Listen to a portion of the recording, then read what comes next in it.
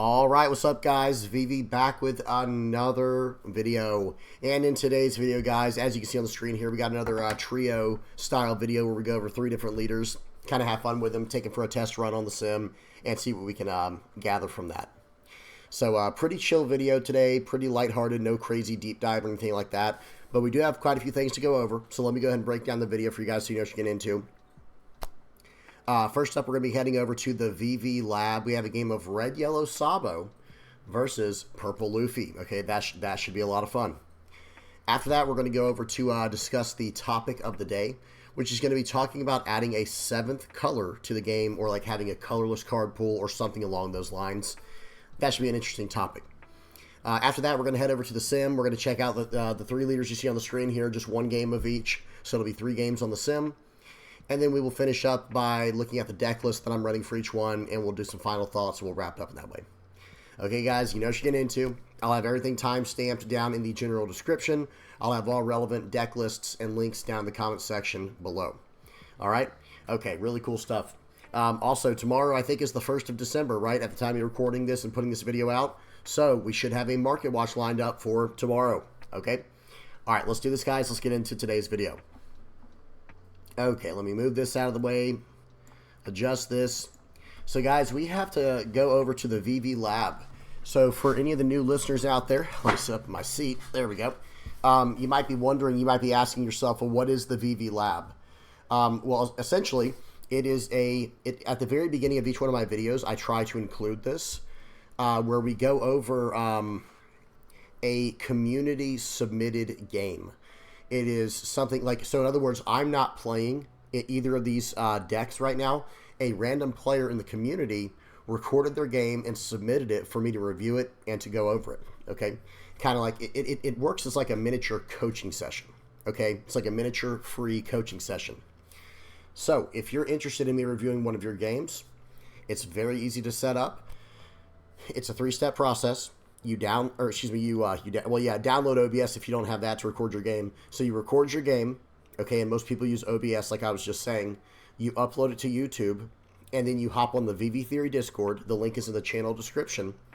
And then once you hop on there, and you know, there's a channel called Review My Game. You post the link in there, and as soon as I see it, I give you a thumbs up emoji, and you get thrown in line. And then whenever it's your turn, you're up. You know, whenever you're the next one up, you're the next one up. So very easy to set up. If you have any questions on that, please don't hesitate to ask. And everything I just said, every part of that process is completely free. Okay, so now let's hop into today's game. We have a game of Red Yellow Sabo versus Purple Luffy. Volume is off. Let me make sure the speed is on 2x. The quality is as high as this one will go. And here we go.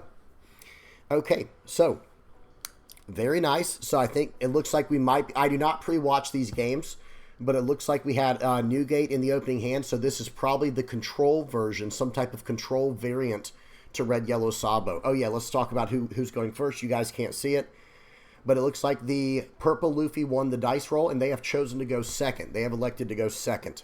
So Red Yellow Sabo had to go first, not by choice, but we do typically want to go first. And then we're going to go turn 1 pass. Now we're on turn 2, and it looks like we're going to be able to have a swing 5 with leader, swing 5 with Zoro turn 2 play, which is one of our stronger plays because we do aggressively counter out to save our board. Let's see how this goes. Turn 1 was nothing for the Purple Luffy. Okay, so turn 2, like I said, we're going to start off by swinging for 5. This should get a card out of hand. Purple Luffy likes to save their life. Pause.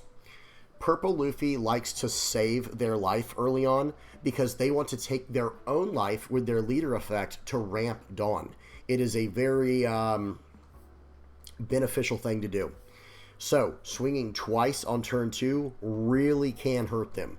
So right here, we're going to swing for 5 with leader, play out the Zoro, swing for 5 more. Very nice.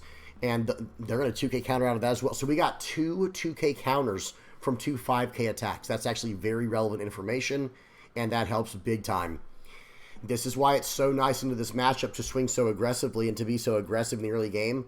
Swing for 5, we're going to counter out of that, and I would recommend that we counter out with the Lindbergh. It looks like that's what they're mousing over it right now. That is exactly what I would counter out with. Keep my 2K counters in hand, a 0 cost 3K, and then we can follow up with a Kikanojo next turn if we need to. Okay, they're down to 4 life because they took their own life, the purple Luffy did, in order to ramp a Dawn. So now, okay, getting very aggressive, swinging in for 8. Really big attack here. Okay, let's see what happens here. Then we're going to follow up with an attack for 7. I think we did that a little bit out of order. Not a big deal. And now we're going to push that card to life. We're going to swing for 7 more at leader. They'll probably block and maybe give us a 2K here. That would be a standard play in this situation if they have any 2K counters left, because they already gave us 2 of them. 2K and 1K. So, play mistake, big time for the purple Luffy there. We have no more attacks. We have no more Dawn. There are no surprises coming. There's literally nothing we can do in the situation as the red-yellow Sabo player. So him choosing not to block with his Eustace Kid there for a 6,000 power block and then 2K counter out, that was definitely a play mistake. Now, we also made a play mistake, to be fair, because what we should have done there was swing 7 with Zoro and then swing 8 with the leader, where they'd have had to give us that cost, that counter anyway, right? Because I think the way that we probably should have gone about that was swing for 7 with a Zoro, and then swing for 8 with our leader, in which case they'd have to block, give us a 2K, 1K. So I think that ended up, even though there were some little sequencing or mistakes here and there, it did end up being pretty much dead on how it should have gone, I think. Okay, so they're up to 7 Dawn. Do they want to take another life card? This is very scary. Very scary for purple Luffy. They're going to play out a Zoro. They have 3 Dawn left. I don't think they're going to be taking any more life cards, which is very, very wise. And one more thing I do want to talk about, guys. There was definitely an idea here. Let me go back real quick to the beginning of this turn. Don't worry, we'll fast forward to go back to where we were. Right here. I actually think there was one other alternative play. I mean, I'm sure there were multiple alternative plays we could have done here, but let me bust out the accuracy meter.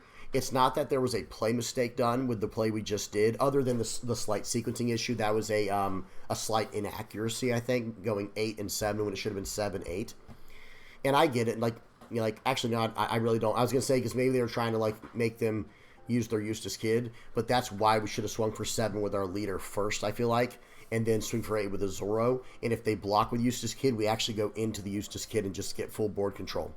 However, one of the other options we had in this situation is just swing 6 with our leader, see what he gives us. He might give us a 1K, and then if he gives us the blocker, then we can swing it straight up 9 into the blocker and still put our Zoro back to life. Or if he just takes it, well, now there's no reason to swing for 5 with our Zoro. Let's just play out a Kikanojo. You know what I mean? Let's continue to build the board out as wide as we can, because we do kind of want to take life early on, right? We do typically want to take life early on. So again, not a play mistake, but that there was another alternative play we could have done there. Okay, so let's go back to where we were. We were right. We had Zoro on top of our life. Here we go. They play out the Zoro. They draw a Luffy Taro from that. They play out the Onami afterwards. Swing 5 at life. I like taking this because we're at 5 life. And now we're going to have a 7 Dawn turn. Let's go ahead and see what happens here. He's trying to do a little bit of math. Yep, and it looks like playing out Newgate. We did get a little sneak peek, and I do agree with playing out the Newgate here. Play it out, give us a Dawn there, crack the Onami so they can't use that. We can only hit the Onami. It's a 5,000 or less. That's why, by the way, pause. 7 cost Newgate was a little bit of a disappointment because it just so happens that most of the primary targets in this game, like in the whole game, not just against Purple Luffy, but against Dofi, against Purple Luffy, against all matchups, some of the best primary targets we want to be able to hit are 6,000 power or 7,000 power. So, with that in mind, this 7 cost Newgate, I've actually started fully neglecting it. I don't run it at all anymore. And whenever we get to OP09, which is about a week and a half away for us over here in the West, as soon as we get access to OP09, every Newgate that I used to run is out of the deck, and Ben Beckman is coming back into the deck. It is a slightly different card. They're not the same card. But on play, popping a 6,000 power character, not KOing, trashing a 6,000 power character would have been incredible in this situation, right? Because we could have just trashed the Eustace Kid, swing for 5 with our leader because we wouldn't get the 1 extra Dawn like Newgate gives us, But smash in like that, and it's a 1k counter in hand. It's a 7,000 power body, so whenever we attack with it the next turn, we can just put it right back into life. It's just a match made in heaven, you know, if you think about it. Either way, this is still a fine play right here, playing this out, and Newgate is still a fine card. It's just, unfortunately, there's too many super relevant 6,000 power characters we need to worry about in the mid-game. We don't get full value from the Newgate like I wish we would have. Okay? All right. So here we go. I'm going to swing in for 6 here. Let's see if they want to block and give us a 1k. They just don't want to use that blocker. That's fine. Maybe they only had a 2k in hand to use anyway. They're going to play out a Magellan. That's very annoying. We're going to remove a card back to our Dawn deck. They're going to follow up with a Zorro. They're going very wide. And this is what I was talking about earlier, how it's actually, they're going to swing for 7. We take it. This is why I was saying, like, earlier, I don't know if we necessarily had to use the Zorro play. Let's just use the Kikinojo. Like, put out the Kikinojo and try to go as wide as possible to battle into them into the later stages of the game. The game's not over, though. Let's see what happens next. They swing 7. We take it with the Zorro. They swing 6, so they had a sequencing issue there. So we very aggressively took that. I have to say right now, we extremely aggressively took that, but it did not hurt us. It paid off for sure. In this situation here, I would probably be trashing. So they're going to play out the Lindbergh. I can almost guarantee you that. We have double koalas in hand, so we can easily clean up this Eustace Captain Kid on the board and take them probably down to 0 life this turn while gaining a life. So I think what I would do is I would trash the 7-cost Newgate. I don't think that card's as relevant anymore. And then my second best pick would actually be the Kikinojo. Kikinojo is not, 7-cost Newgate is not as relevant as the Kikinojo, believe it or not, because Kikinojo has a trigger that we can use to trash with Nami. Very, very relevant. Let's see who we trash. Okay. Trashing the Sanji. So that is the, so that's the last character I probably would have trashed other than 2k counters because he's a blocker.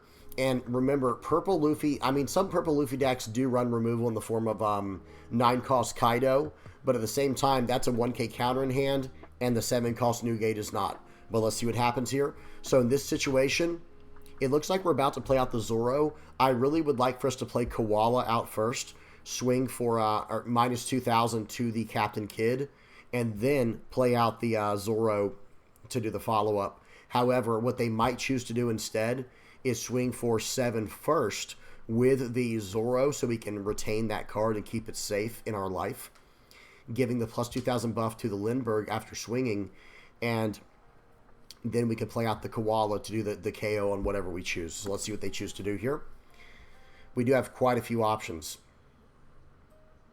Okay, so we do have, and we have 8 Dawn, so 5, 6, 7, 8. Yeah, we would have, so pause. I'm going to tell you what I would do in this situation.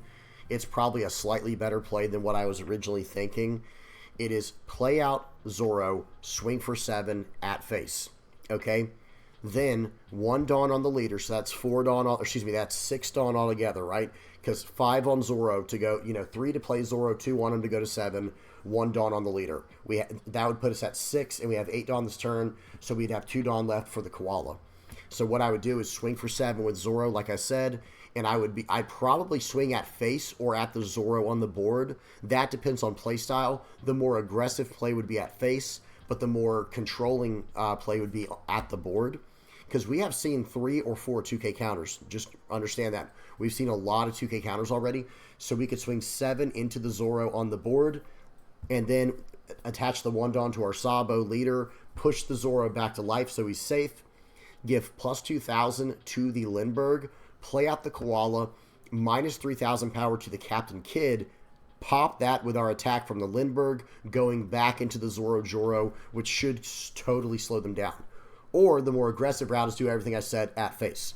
Okay, let's see what happens. Okay, we're going to attach 2 Dawn here.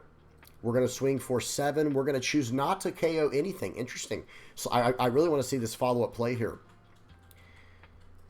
Kikinojo is an option. Okay.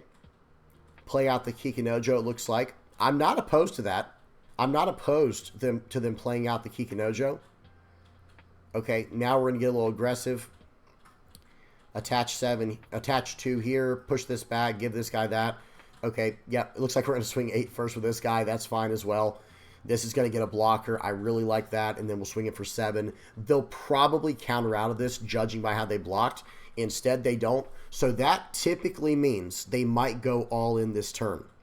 They may go all in this turn because of them taking life last turn. I think they only have 2 options.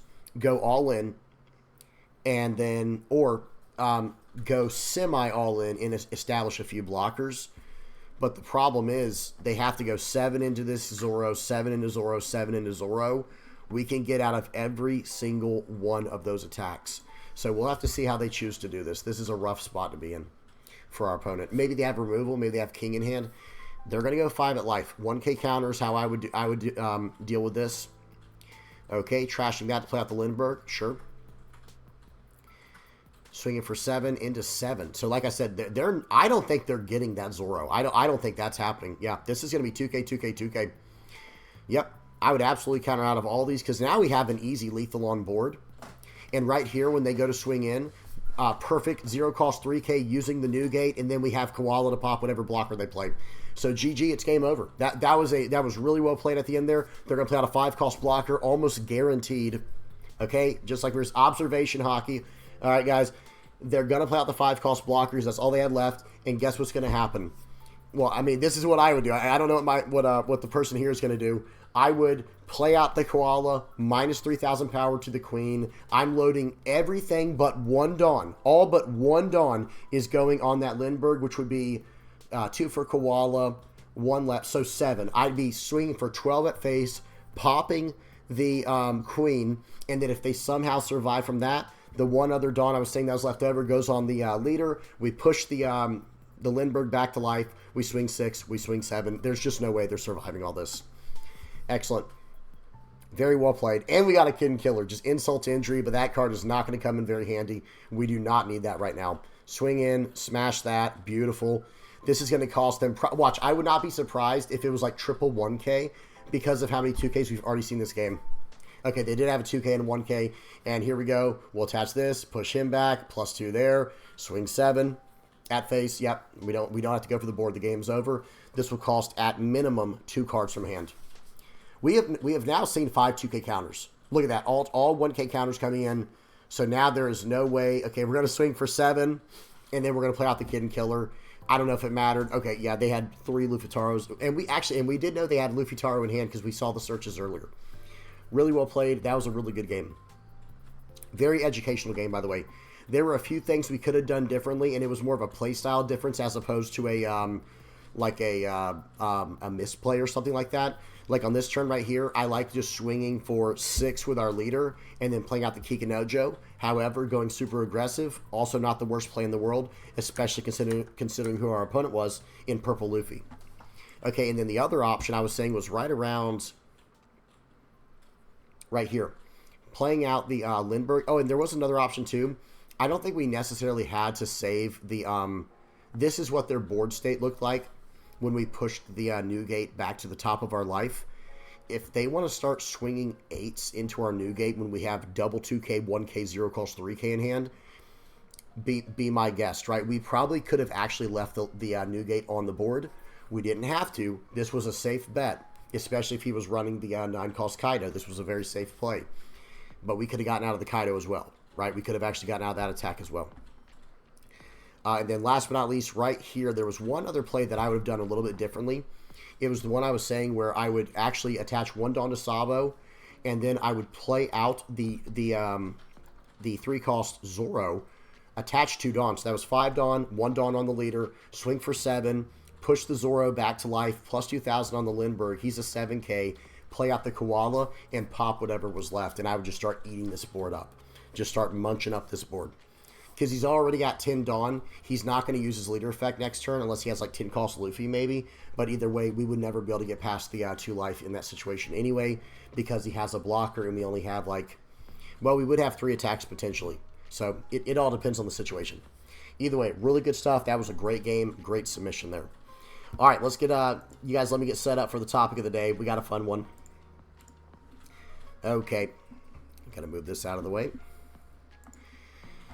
So, this is one of those topics that is it's kind of polarizing. I'd say most topics of the day are probably going to be more on the polarizing side.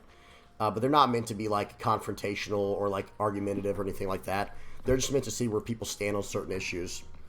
So wait a minute, this isn't One Piece, right?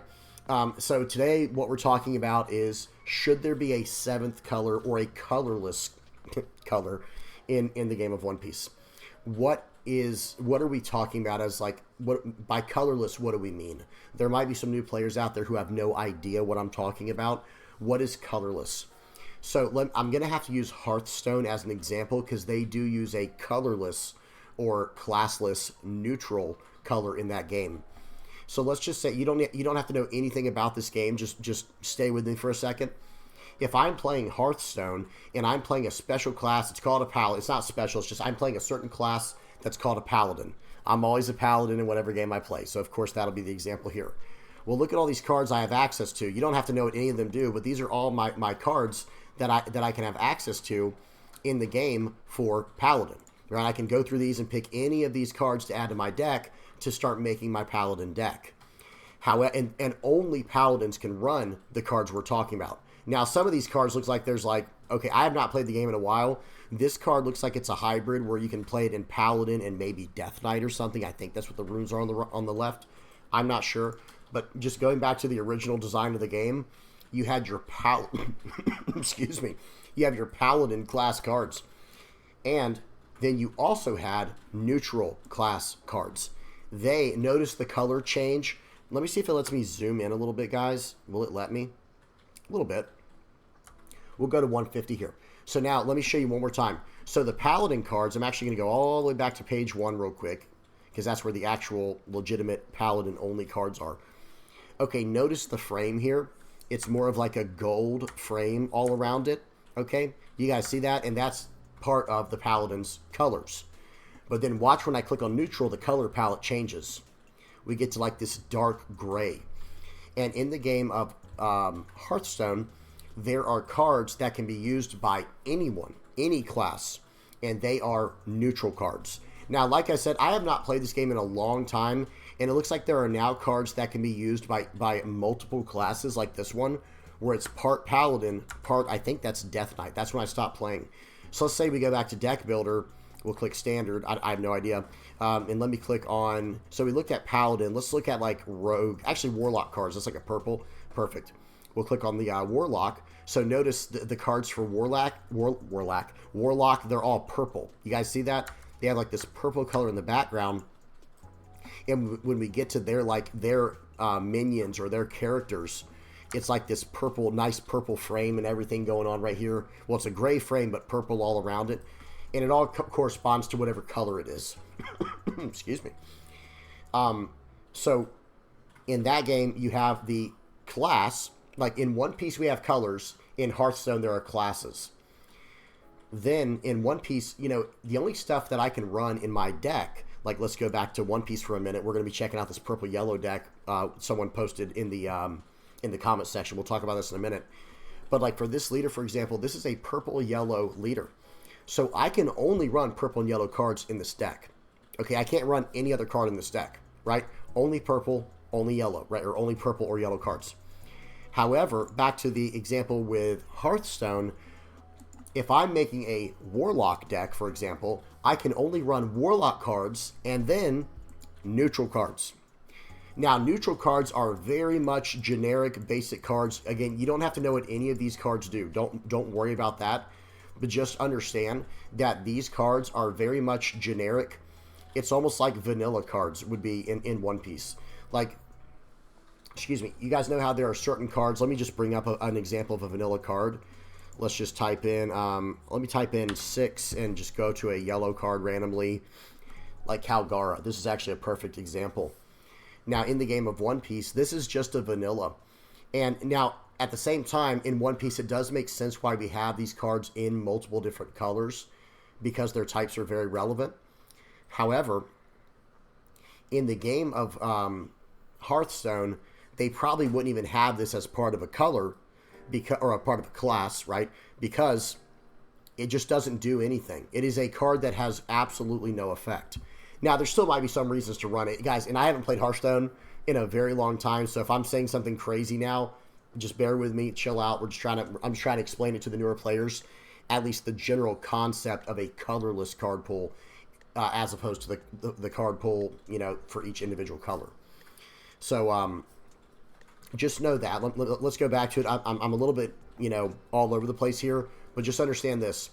The colorless card pool that we're talking about in today's topic would mean that it could be a card played in any color. So if we were to translate that back over to One Piece, let's just say there's a 6 cost, 8,000 power, 1k counter Calgara character, and give him like a white or a gray, instead of the yellow frame, imagine there was a gray frame, or like a brown or gray or black. Well, no, we can't use black, but a gray or white frame would be the best example. And that card would be able to be used in any deck. So in other words, it could be a purple deck, a red deck, a green and blue deck. It just doesn't matter. It would be able to be used in any of them. So that is what the concept is of colorless cards. Now, as it pertains to One Piece, I don't know if that's really something possible to implement into the game at this stage.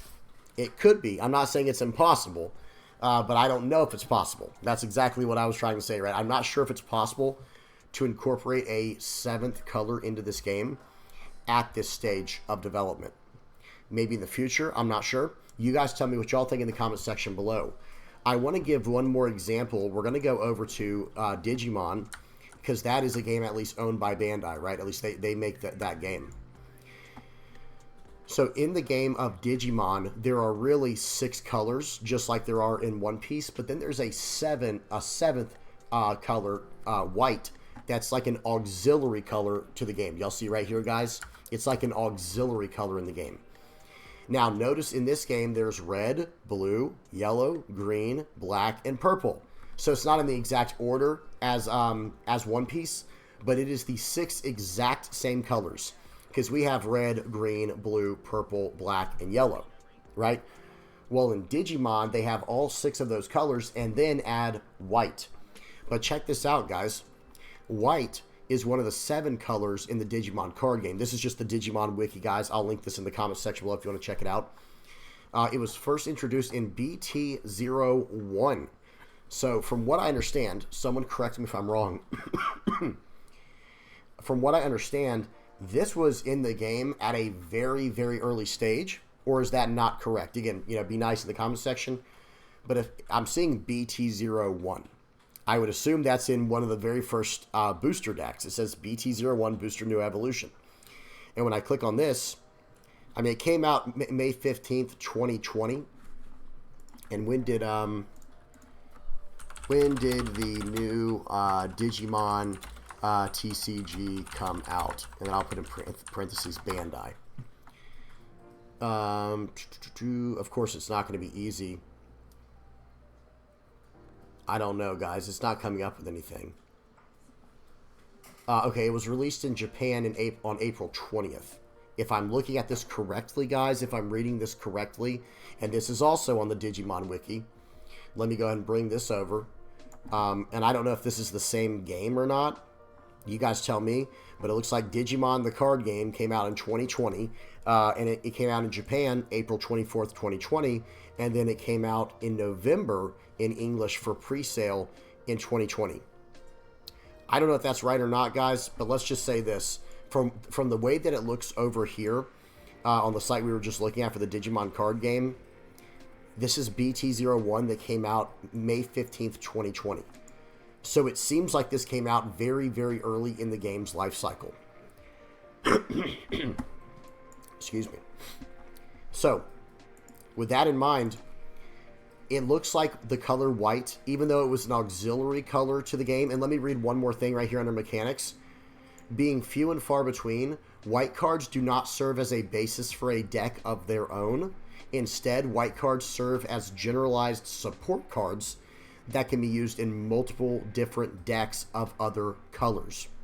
White Digimon, mostly being level 7 cards, are usually capable of digivolving from blah, blah, blah. It goes into some details there.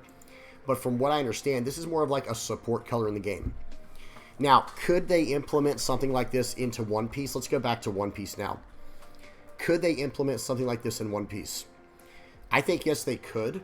And in fact, maybe this is something they want to do later in the game with some of the older generation stuff, right? And when I say older generation, that might have been a little bit misleading or clumsy. I'm referring to like the Rox Dizabek and those pirates, and then like Goldie Roger, the Roger pirates, old generation Garp, things like that.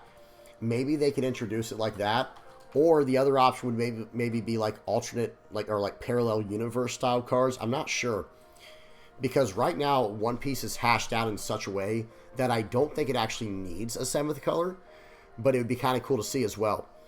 And I say that mainly because of this. It looks like they didn't actually want to include a 7th color from the beginning, and that 6 was like the perfect amount they were going for.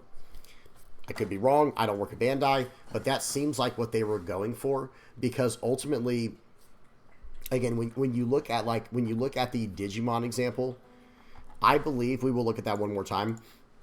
From the looks of it and considering the release date, it does seem like this came out at the very, very beginning of the game in BT01. Again, unless BT01 for them is something like the EB set for us over here in One Piece, where it came out like 2 years later, then I have no idea. I do think it's really cool. I think it's a very cool idea to have. Okay, first of all, this is a little bit of bias. I just think the number 7 is a really solid number. I love odd numbers. So my favorite number is 9. Okay, you guys ready for this? Excuse me. Why is my favorite color 9? Number. Why is my favorite... Hey guys, why is my favorite color 9? No, but seriously, why is my favorite number 9? If you take the number 9 and multiply it by any number other than 0, right? It will come out to be a number that can add up to 9. Right, we have to do this real quick. I'm just gonna use a small example first. Someone said someone was watching my last video and they liked the hypergeometric calculator stuff because they were a math major. This is why I love the number 9. Let's just do like 9 times 9, right? Okay, it equals 81. Okay, well, what's 8 plus 1? Equals 9, right? And do it for any number. Okay, 9. I'm just gonna do like maybe like 1 or 2 more. Let's do like 9 times. Oh gosh, like 242 or something like that. Busting out the calculator on my phone. Okay, because I don't have the calculator up right now. All right, you ready for this, guys? All right, so the calculator, boom. 9 times 242 equals 2178. Okay, so watch. Here's what I'm trying to say. So now when you add all this up, 2 plus 1 is 3. 3 plus 7 is 10. 10 plus 8 is 18. And then you go 1 plus 8 is 9. Do y'all see what's going on there? We'll do one more. We'll just do one more, like 9 times. We'll do a 4-digit one, or a 5-digit. Okay, I don't want it to always be the same. There. Okay, this crazy number right here. This is so random, right, guys? We're learning about math in the middle of a One Piece topic of the day. 9 times 9, 5, 7, 3, 8. Okay, if I did this correctly, equals, you ready, guys? 861642. That's not an 8. 861642. All right, so let's see if we can add this one up. Whew, this is getting hard, guys. This math is getting crazier and crazier. 8 plus 6 is 14, plus 1 is 15, 15 plus 6 is 21, 21 plus 4, 25. There we go. We're getting there. We're getting there, guys. And then 25 plus 2 is 27, and 2 plus 7 equals 9. Guys, all right, I'm an art major. Y'all can't make fun of my math skills. I'm an art major. But no, I actually do love math. Okay. So after that absolutely random, crazy fun fact of the day about how awesome the number 9 is, I do love odd numbers. Odd numbers are, I feel like they're actually the number of balance. A lot of people might think that like even numbers are balanced because they divide by 2 perfectly, right? No matter what even number we're talking about, if it's 10 or 20, you'll always be able to divide it by 2. But the reason I like odd numbers better is because when you do divide it by 2, you ultimately have a number that's right in the middle. Like, for example, let's just say the number 5. You have 1 and 2 on one side, 4 and 5 on the other, and in the middle is a separating number in 3. And I think that actually really helps with balance purposes. That's just me, guys. It's just my opinion. But it ends up lining up very nicely. So seeing a number like, so for example, in Magic the Gathering, there's 5 colors, right? And some people might say, yeah, but there's colorless as well. I guess that's fine, you know, but at the same time, there's really 5 colors, okay? And then the same thing with, you know, in Digimon, it looks like there's 7 colors. But white, see, it gets really technical with Digimon because the 7th color is a white auxiliary color. But see, that's what I kind of like. I kind of like that idea is in the game. Having the middle number, I'll call it, like, or the middle color in this example as white, being like this buffer between the other 6. Anyway, totally random stuff here. Back to the topic. Should there be a 7th color or a colorless option in the game that any color can have access to? I think it's fine. I think it'd be fine to do. You guys tell me what y'all think. I don't necessarily... Here's my only concern with adding a 7th color to the game or a colorless card pool at this stage of the game. It does scare me because I think One Piece is actually a very well-balanced game at this point. I know some people are rolling their eyes at that, but it's pretty balanced, guys. I mean, when you look at the, like, let me just go over to this real quick. You know, we're going to look at this deck in a minute. Let me go back to deck list. And when you take a look at how the meta looks, we're almost an OP10 meta for the East, guys. I can't wait to check that out. But look, guys, there's black and yellow, green, blue, purple, red. What did I leave out? Green, blue, black, yellow. Here's more yellow. Red, blue. Was that all 6? I think I got all 6 of them there. It seems pretty good, guys. Like, it seems like it's a pretty balanced, pretty even game. So while I do think it would be really awesome for there to be a, you know, we'll just end on this screen. While I do think it'd be really cool and really awesome for there to be a, you know, how do you say it? Like a 7th color or a colorless option in the game. I don't know how they'd balance it at this stage of the game's release. If it was something they did from the very beginning, I think it could have been very beneficial to the game, and I think it would have been very good, actually. I think it's something they should have tried to include from the very beginning. However, at this point, at this stage of its existence, I guess I'm kind of glad that it doesn't exist because I just really like the game the way it is. So yeah, you guys tell me what y'all think in the comment section below. Again, I'm not totally opposed to having a neutral card pool. I loved Hearthstone. I don't play it anymore. It kind of got old for me. It just, when they started adding all the classes, I didn't really like that. I liked the game exactly the way it was. I think it had 9 original classes. Let me see something. We got to check that out real quick. Yeah, deck builder. Let me go to standard. Yeah, so it used to be, excuse me. It used to be 9 classes. In the original game, the Death Knight and the Demon Hunter were not in the original game of Hearthstone. And I know that's probably a long time ago now. That's back when I stopped playing. I stopped playing right before they introduced the Death Knight because I just didn't like that idea. I thought the 9 that they had, there goes my number balanced with the number 9, right? And my favoritism, my bias towards that number. I thought the game was literally perfect the way it was. Like, I mean, it needed help and stuff. I'm not saying it was perfectly balanced, but I thought it was at a stage of, like, perfect, like, where it could achieve perfect balance at any time. I don't know how the game is now, guys. Maybe it's even more balanced. It's back to an odd number with being 11. No idea. And it still looks cool. These new classes look awesome with Death Knight and Demon Hunter, but I'm just not as interested, you know, anymore as I used to be. So, you know, who knows? You guys tell me what y'all think about that in the comment section below. Y'all give me 1 second, guys. I got to clear my throat.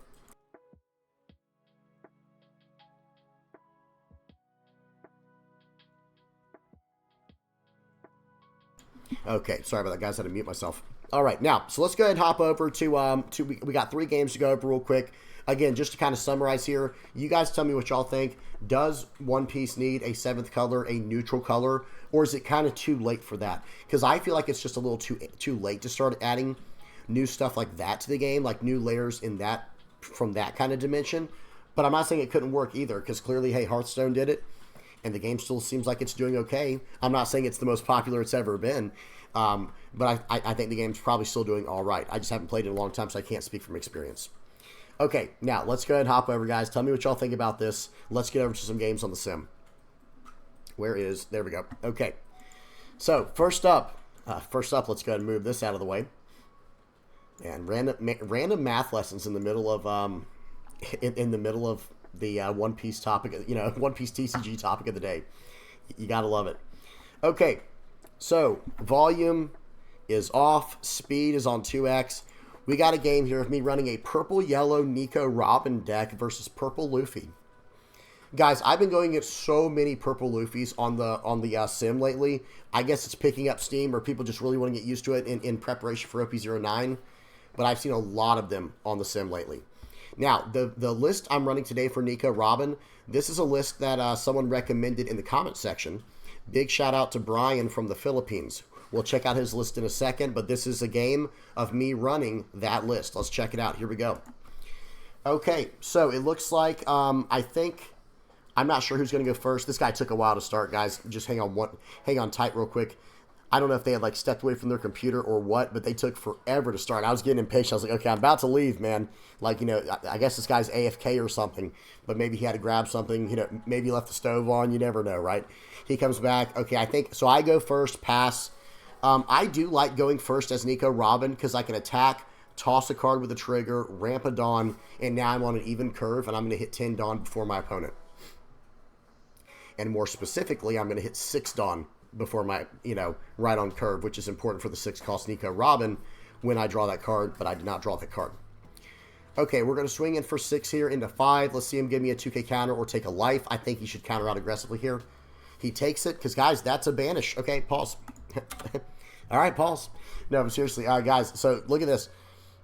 Nico Robin, the leader, has banish. So you have to counter out of that, at least in my opinion. It was just a 2k counter in his life that he lost. It was a Uso Hachi, I believe. Not the biggest deal in the world. It's not an insane way to get punished.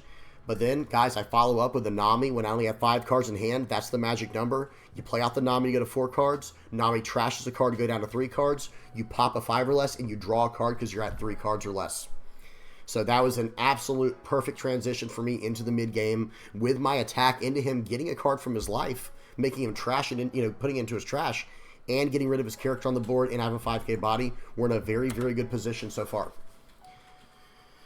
Okay, swinging in for 5. We're actually going to take that. I'd rather not. I'd rather not counter out when I only have the 4 cards in hand.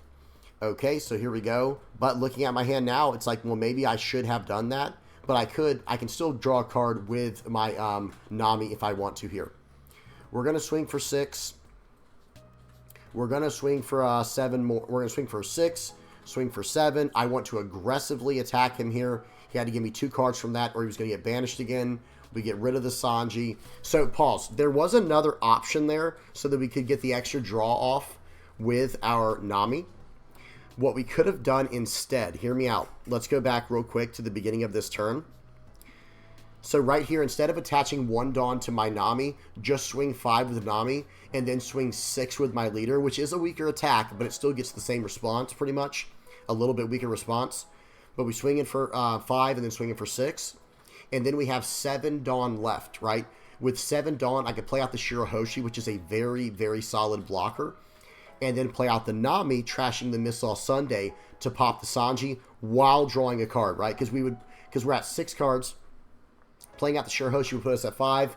Playing out the Nami would put us at 4. Nami trashes the Nico Robin. We're at 3. And now we KO their Sanji, and we draw a card. Okay, very good. All right, let's fast forward. So we did it the other way around. That's okay. It's not a huge deal.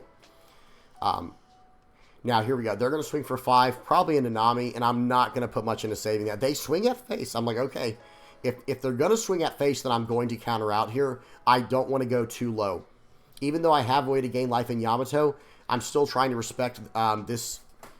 The purple Luffy deck can go very tall. They just trash the life card, the ramp a Dawn. They're going to go back down a Dawn, trashing a card from hand, gaining a life, but giving me a life in the process. Okay, not bad. Seems good. Now, right here, I think what I'm going to be forced to do is I do have to start developing a board. So I'm going to swing 6 into 5 here with Banish. He has to give me a 2k counter or he loses his life card. Okay, let's see what he does here. He might have to give me double 1K at this point. He has to give me double 1K. I'll take it. I play out Yamato. There's nothing for me to KO, but it doesn't matter. I needed a character that was going to stick. He swings 5. I respect his attack. 1K counter. Play out the Miss All Sunday. That card's pretty good in this list, guys. Brian's got a good list here, right? I play out the Miss All Sunday. Ramp the Dawn back. I'll be fine with the Dawn, and I'm going to draw a card from the effect. Now they're swinging for 9. We're going to take that. It's Dureshi. I'm going to use it kind of greedily here. I probably should have used it on my turn because I don't have any really big play right here. Okay, but at the same time, he has 10 Dawn left, and he has to find a way to get rid of some of these attacks. Or gain a life. Gaining life's pretty good as well. Okay, he pushes back Miss All Sunday. That 9-cost Linlin is incredible in Purple Luffy, guys. It's actually so good. Because they're gaining a life, so now they can use that with their leader effect, to first of all, to draw more cards, and to ramp Dawn if they need to, playing out 9 costs like Kaido, 10 cost Luffy, you name it. It has a lot of synergy in this deck, and that's a huge character. 9 cost 9K, massive. Okay, so here we go. As long as I keep attacking face with my leader, I'm just constantly eating their hand up. Constantly eating their hand up. Okay, so I'm going to play out the Bonnie here. I want to try to start drawing some cards. Okay, let's see what we do here. It is dangerous to attack with the Yamato because they have a lot of attacks coming back my way. So we're going to swing for 7 into 5. They have 1 Dawn active.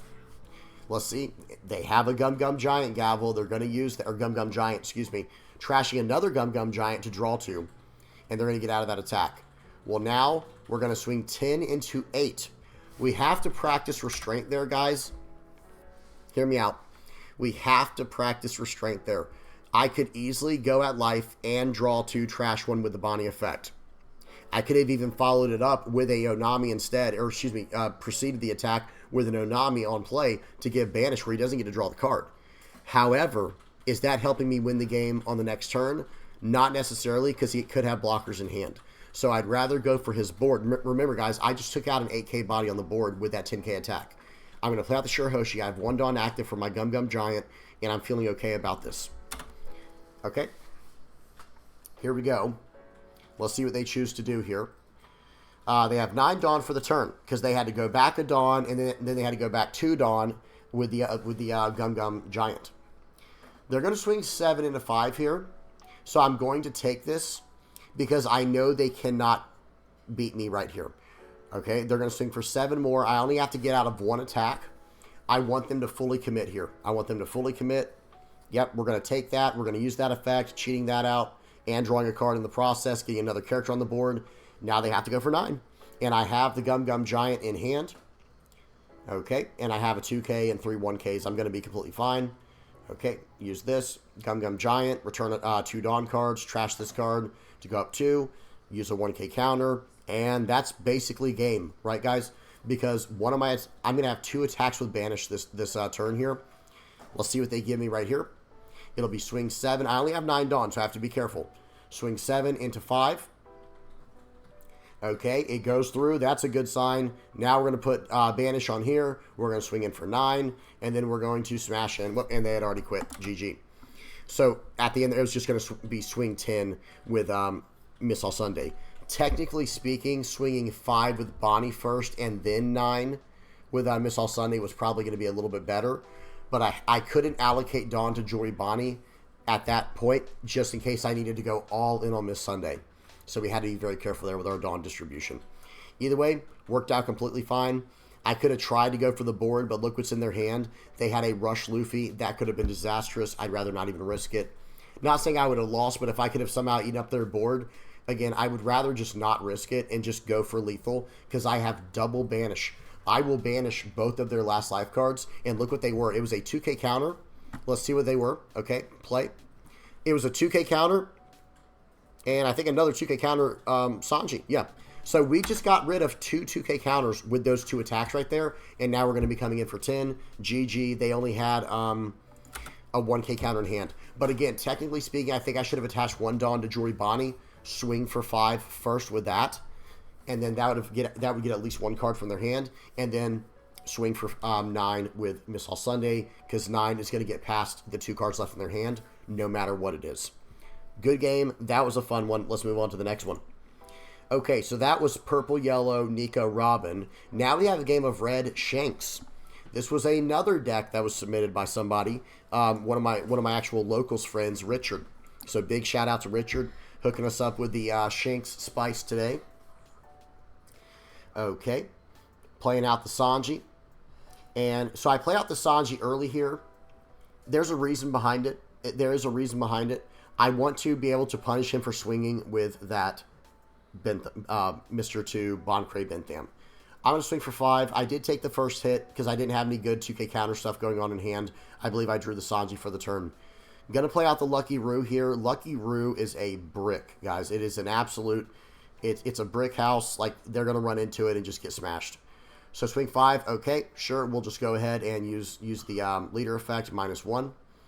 And then I think he might pass it back to me. He does. 6 Dawn. Very awkward turn right here. I don't have a Yasop in hand. I don't even know if Yasop's in the deck, by the way. I have a very awkward hand here at 6 Dawn. So I'm just going to smash this guy. I'm going to smash him in the face for 10. I have a blocker. I have a follow-up attack with Sanji on a turn where I might need it. And I'm saying, like, hey, go ahead, attack. If you attack with Zoro, I'll pop your Bentham. If you attack with Bentham, I'll pop your Zoro. There's no way out of this, right? No matter what you do. Okay, so he swings in with that.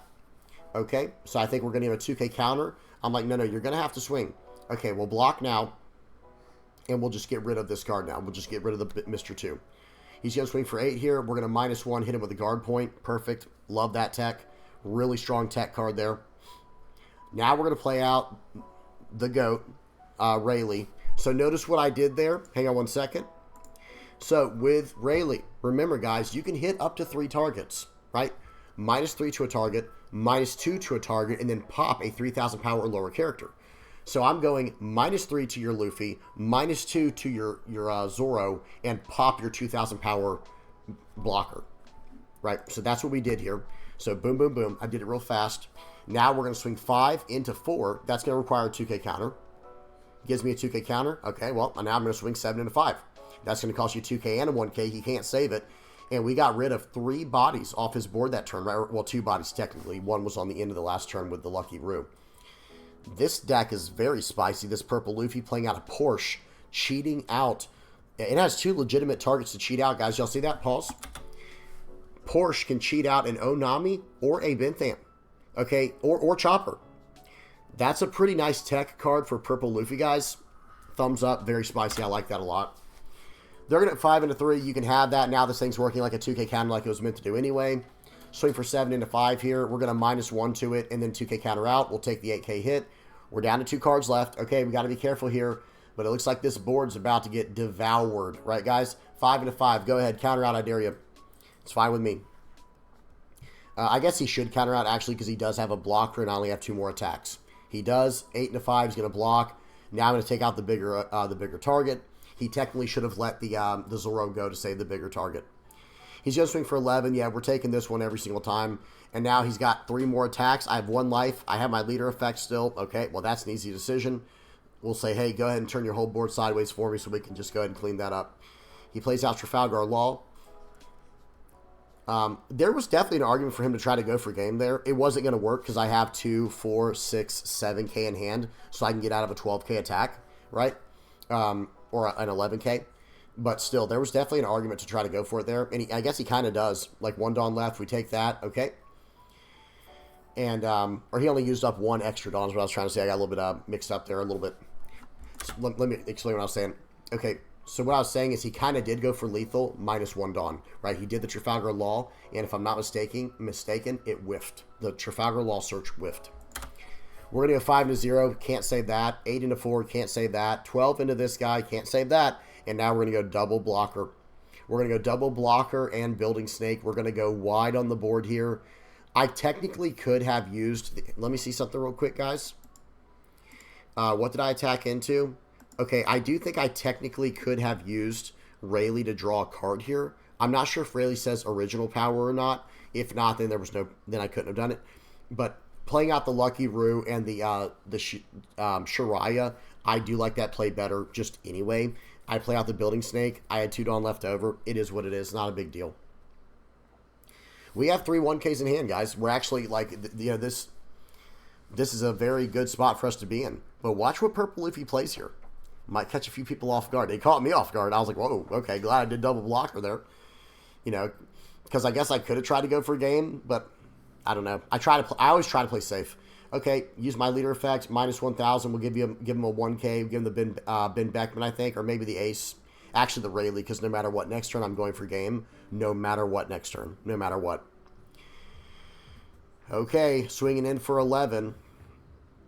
So I had to turn off the leader effect. I was like, why can't I block? I got scared. I'm like, wait, why can't I block? And I just had to turn off the leader effect at the bottom right. Now he's probably going to smash in. He's going to play out a chopper, swing for 7. I use leader effect. It doesn't matter because, unfortunately, with the timing, you give the pause. Guys, at locals, OP09 is coming up very soon, right? If anyone tries to do this with you right here, make sure you check them on it. The way that sequencing works in combat is as follows. So the player declares an attack, right? At that time, the when attacking window is open. And then, after that, is on opponent's attack. That's what Shanks has. So now that they have declared their attack, so Purple Luffy attacks, right? He doesn't have a when attacking effect. Now, I need to use my on opponent's attack effect first. Then I can choose to use my blocker and then my counters and go from there. So in other words, you can't choose to use your blocker Shariah to be at 7,000 power and then use your leader effect to drop them down to 6 while your Shariah's at 7. It doesn't work like that. Make sure you're keeping an eye on that at your locals, guys. It doesn't work like that. So I still block. He matches him at 6 and I 1K counter out. Okay, well, now we do have to just go for lethal. We don't have a choice. I'm like, all right, hang on. I've got 10 Dawn, so I'm going to swing for 7, 7, 8, 9, 12. If it doesn't work, then I lose. Swing 7, load up on Shariah. We're all in, guys. We are all in right here. It gives me a blocker. Swing 8, swing 9, swing 12. GG. That was a very fun game. Very cool list on both sides. The Shanks list from Richard and the purple list from the Luffy player. Check out that hand, guys. That could have got messy if we didn't win right there. That would have gotten very messy. Well, we'd have just lost, right? Because he has the 10 cost 12K on the board. One more game. We got a game of Marco. Now, this game right here is just from OnePieceTopDecks.com. We'll check that out at the end as well. Sound is off. Speed is on 2x, and here we go. Another purple Luffy. Do you guys see what I'm saying? Literally 3 purple Luffys today, guys. We're just you know, and this is a very strong deck, guys. Purple Luffy's no joke. Okay, so right there, that was not the best pull in the world, that's for sure. Triple Ezo start, but we did get to do a lot of searching, right? We did get to do a lot of searching. He's going to swing for 5. We'll give him a 2K here. I want the other cards in my hand. This deck is running Ivankov. I will show the deck at the end. This is the list they got 5-0 at a recent tournament. I think it was just like a 5-0 recent store battle. Okay, play out the ace. I'm just going in aggressively. I'm coming in aggressive here. Okay, gives me a 2K counter. We'll take it. He's down to 2 life already. 6 into 6. Okay, we'll give you a 1K. He's going to go 8 into 6. Going to give him a 2K, 1K. He's down to 1 life. He only has 5 left. 5 life, or 5 costs left means they're playing a blocker, guys. If you're going against Purple Luffy and they only have 5 Dawn left, they're either playing a blocker or they're playing out like maybe a Magellan or a 5-cost Sanji. It's not a relevant target, I guess is what I'm trying to say, unless they change that in the near future. So we're going to go ahead and play out the Newgate here. We're going to pop that card. We're going to swing in for 8. We're going to swing in for 6. He used a blocker. We'll take it. And we have 4 life left. They play out Kaido. They're going to pop that. We're going to negate it. He's going to swing in. You can have it. Swing 10 into 8. You can have that. It is what it is. We can't really do much about that. Okay, set the top card of my deck, I guess. We'll set that out there. Oh, I hit him with a pudding first. We're going to go 10 into 8. He did get a 0-cost 3K to get out of that. Seems good, but he's down to 3 cards left. We play out the pudding. Now, next turn, I think we're going to go... Oh, I only had 9 Dawn that turn, guys. I only had 9 Dawn, so I couldn't even do the combo. Attach a Dawn, set the top card of my deck. We'll make it a dragon, I guess. That, or I might have to go blocker this turn, actually. It really depends what I'm trying to do here. Nope. I think we just decide we're going all in. Play this guy out. Yeah, play out the Sanji. I might block her up. Nope, I don't. I couldn't remember if I was going to or not this game. And then I'm going to swing for 8 into 8. We're going to swing 9 into 8. And pass turn. So we did get a blocker off the board there. So he only has 2 attacks. That means we're pretty safe. 13 into 9. You don't like to see it. You hate to see it. But okay, we survived. That's the most important part. Leader effect plus the new gate, that new 7-cost new gate and Marco are a match made in heaven. -2, pop that. We're going in for 12 into 10. Can he save it? Of course he can. We're going to swing for 6. He's down to 1. He basically has to beat me this game or get rid of my characters. He has 9 Dawn left. I'm going to let it go in case it's another Kaido, and it was a Lin. So I got punished a little bit there. He chose not to attack. I guess he doesn't want me to have any more cards, which is fair. I guess that is fair. So right here, I'm going to put the 7-cost Newgate back on top, I think, and I'm going to do an EZO search because I really want to try to get some relevant cards here. And then I have a backup. Okay. I was going to say I would grab the Newgate if I needed it, but I'd rather have the blocker in this situation. So we're going to get aggressive here. Swing 5, swing 6, play out the blocker, or swing 7, excuse me. Swing 5, swing 7, blocker, your turn. I have 3 life. You have none. You're going to have to play out something crazy here to survive. Okay. He needs a block. Like, that's the only thing that matters right now is a blocker. I'm not letting him have my Sanji. That's not happening. Plays out Trafalgar Law. Okay, well, we're going to swing for 11, swing for 13. GG. Technically, I think we should have swung 12-12 because he's not drawing any cards. I need to make both attacks go through, but he has 4 cards in hand. So if he's at 5, so that would look like, let me see. If he has all 2K counters, he would go 5, 7, 9, 11, 13. So if he had all 2K counters, it didn't matter either way if I went for 12s. However, it's much less likely for him to be able to get out of the 12 than the 11, right? Because to get out of the 12 would require all 4 2K counters, whereas to get out of the, or excuse me, it would require, wait a minute. Yeah, it would require all 4 2K counters. I can't do any math today, guys. But if I only swung for 11, he can get out of it with 3 2K counters and a 1K counter. And notice his hand, guys, he did have 2 2K counters. He was off by 3. You have to get out the 11K. So it was definitely a smarter play to go 12-12 there. But if you had quadruple 2K counter, then it is what it is. Okay. Good game. That was a lot of fun. Every deck that you guys just saw me play right there, an absolute blast. So let's go ahead and check these out, guys. Got to shout some people out today. First up for the purple-yellow Robin, Nico Robin deck for OP09. This is a list that Brian from the Philippines put up on his... he recommended it under the last purple-yellow Nico Robin video I did, which was, I think it was like 2 or 3 days ago at the time you're recording this video. It was pretty recently. And he was like, hey, man, I've been working on Nico Robin. Here's a list I came up with. Try it sometime. We tried it. It got the VV Theory thumb of approval. I really like it. One thing I want to mention, I mentioned it to him as well, is I'm a big fan of the Miss All Sunday and the Shirahoshi. I think I mentioned that to him. Everything else just makes sense. Having like the 2 double 9 costs. This seems really good. I didn't get to use it, unfortunately, because it just didn't show up in the game I tried it. I would also not mind seeing a 7-cost Sanji somehow in the list. The new 7-cost Sanji, let me show you guys real quick. Get rid of the yellow cards. This is coming out in OP09, so it's coming out very soon for us in the West. 7 cost, 7,000 power, and a 1K counter. On play, you may return 1 or more of your Dawn cards to your Dawn deck, so just return 1 in this deck. This character gains Rush for this turn, and then rest up to one of your opponent's cost 6 or lower characters. This card is absolutely cracked, and it is so good for finishing out games.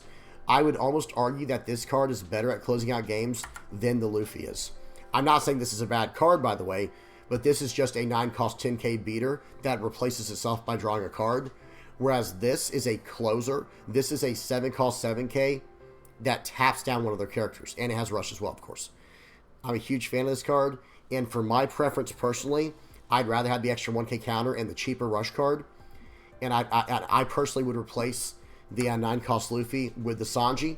But if it's your preference, go with the 9-cost Luffy. I get it either way. I get both. I get it. I understand both ways of this. But let me say this. I actually think that another other possibility would be like just straight up 9-cost Kaido or 9-cost Linlin. I would just rather, if I invest 9 Dawn, that I either KO a card or remove a card from the field or gain a life or something like that, as opposed to the Rush part of it. But Kaido has both, right? This is going to pop a 6 or less and swing for 10. But this one's just going to draw you a card. Again, it's going to come down to preference. I'm not saying, that, this is a bad pick or something. It's not. This is a good pick. But I personally would prefer Kaido, Linlin, or Sanji. That's just my personal preference. Okay, really cool list. I'll have it posted down in the comment section below. Again, big fan of the Shirahoshi. It's not as great against decks that can rest down your characters, but if you're playing this early on and you don't have many good like follow-up plays for it, like just playing these Shirahoshis down, they will eventually get their value, right? At least, because think of it like this. Even if your opponent has to rest it with a character, okay, well, that's another character they didn't rest, and they still had to pay for that effect usually, right? So, we you know, really good stuff there. Big fan of the Shirahoshi. And the Miss All Sunday with the Nami, really good. The Miss All Sunday with Nami, Miss All Sunday, you know, using it just to trash to play out something like, well, actually, this one doesn't really have, I was going to say like any of the 2K counter guys that can come out of play.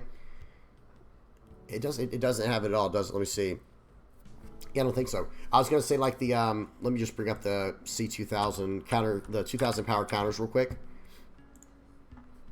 I was going to say this card would be really good to use to trash with, now you can trash with a leader effect, trash with the Nami effect, or I was going to say something like Satori, but they're not running Satori. So that's another fix, or not, I don't want to call it a fix, that's another change that I would make immediately to the deck, is I would drop the Frankie for the Satori. That's just me personally, because I might be able to get that directly into play, and that will give me more value from my Miss All Sundays when they're in my hand and they might be dead in hand. You can also use the bonding to cycle them as well. Really good stuff there. And of course, you're searching up almost everything in the deck with Dareshi. The only card you're not searching up with Dareshi is your Gum Gum Giants, your Yamatos, your Shirahoshi, and your Luffy. Awesome. Awesome deck. All right, next we got to go over to Shanks. We got to show my buddy Richard's list. He gave us like Katakuri list a while back. LMPQRS alphabet. Here we go. Guys, look at how many decks there are. It's time to clean this out soon, guys. It's time to clean this out. I'm going to remove the Shanks so it all fits on one line. Very solid list here. I just think this card's a monster. If you start chaining these together, or these guys, or the Ben Beckman, Newgate, or Newgate, guys, Rayleigh. I was looking at the Newgate. I wasn't as big a fan of Newgate. I will say that. I don't think the card is bad, but like in Red Blue Marco, this card is cracked, right? This card is absolutely crazy in Red Blue Marco. But in this deck, guys, it's something about having like, okay, having access to Lucky Roo, having access to Ben Beckman, Rayleigh, Shanks. It's just so much power. It's so much like you're playing out so many cost-efficient characters, one after another, and then of course with your leader's effect, you're taking some of their value away every single time, right? Okay, so one more thing too. Notice how this card's worded. Once per turn, you may act this effect. Once per turn, you may activate this effect when your opponent attacks. So it is during that attack, that when attacking step, after they do their when attacking effect, that's when you're going to be able to drop their power down. Okay, good stuff. And we are running, it looks like they are running one of the Goldie Roger. I think any red deck going forward, maybe even my Sabo deck, the Sabo deck I'm working on, I think any deck that has red moving forward probably should run this card as a one of. I'm not saying you have to, but why wouldn't you? This is a card that can actually win you the game on the spot. And we're talking about even against something like a Blackbeard.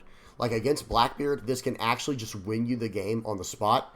If they're down to 0 life and they've got a wall of 10 cost 12k Blackbeards, and you go, okay, well, boom, drop down Goldie Roger, swing in with Rush.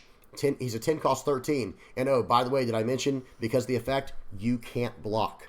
He's coming through for 13. So unless you have let's go through it, right? So 5k leader, right? So 7, 9, 11, 13, 14. You would need 4 2k counters and a 1k in hand or more than that in order to get through that attack. Not many people are going to have that late in the game at that stage of the game.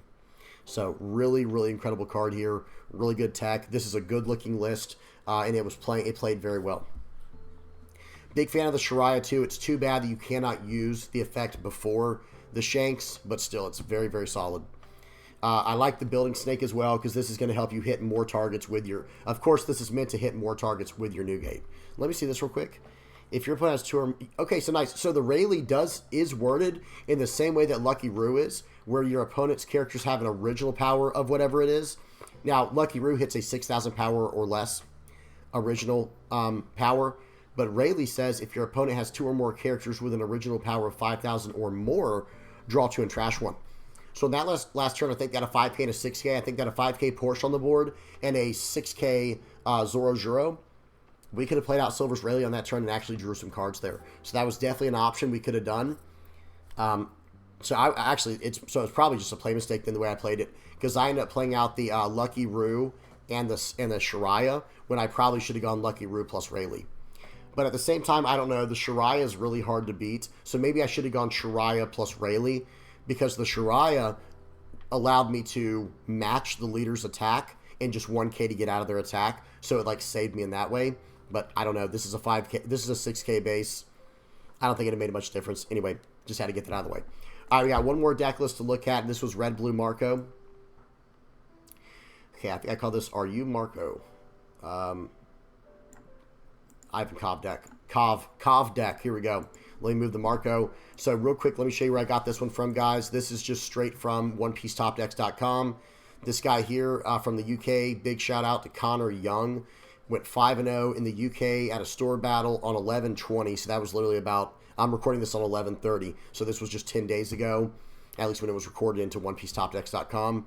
And here's the list, guys. I just copy pasta, right? And here's the list. Just copy paste it straight over. It's running 4 Otamas, 4 Izos, 2 Dragon, 2 Rayleigh, 4 Newgate. Now in this deck, Newgate plus Marco, absolutely cracked. 2 Kingdu, really solid blocker. Has opponent's turn when this character's KO'd by your opponent's effect. Up to one of your up to one of your leader gain plus 2,000 power during this turn. Really strong. 2K counter Thatch. I was gonna say I didn't ever use this card, but it's probably worth using if you have to use it. 4 Ace, 2 Pudding, 3 Sanji, 3 Atmos. I like the number 3 with Sanji for some reason, guys. I do think it's like a really solid number. Maybe that's just me. 4 Atmos, 2 Jozu, 4 Ivankov. I messed with this card. I didn't get a ton of usage out of it, but I'm still new to the deck, so you got to bear with me. 4 2K counter Charlotte Pudding. This card plus Ivankov plus the leader effect. It's the perfect mix, but then so is Duval. This one's very good as well. Set this as your top card, and you can just slam this down as a blocker while getting your Ivankov down. You can go from there, and then this one's running 2 Gravity Blade Raging Tigers. Okay, I'm done, guys. That's it. We're wrapping it up. Hope y'all enjoyed. Please do not forget to like and subscribe. Let me also get up the playmat page real quick. There we go. I do have to add one more person. I do have to add one more person to this list. I totally forgot. I got to add one more person to the list. I'll add that for the next video. And thank you guys so much to everybody who supports me in this way by buying a playmat. Hope you guys are enjoying those. Guys, if you're just liking, subscribing, sharing, commenting, viewing my stuff, you're helping me out big time, more than you know. I really, really appreciate it. Okay, and then, of course, last but not least, the patrons page. Big shout out to everybody on the VV Pirates patron page. Thank you guys so much. I really do appreciate it. And just help me, keep the dream alive, as I like to say, as I like to call it. And, yeah. All right, I'm done, guys. Appreciate y'all. Thank you so much. And please don't forget to like, subscribe. If you have any comments, questions, or suggestions, please put them in the comment section below. And, yeah, until next time, guys. Peace.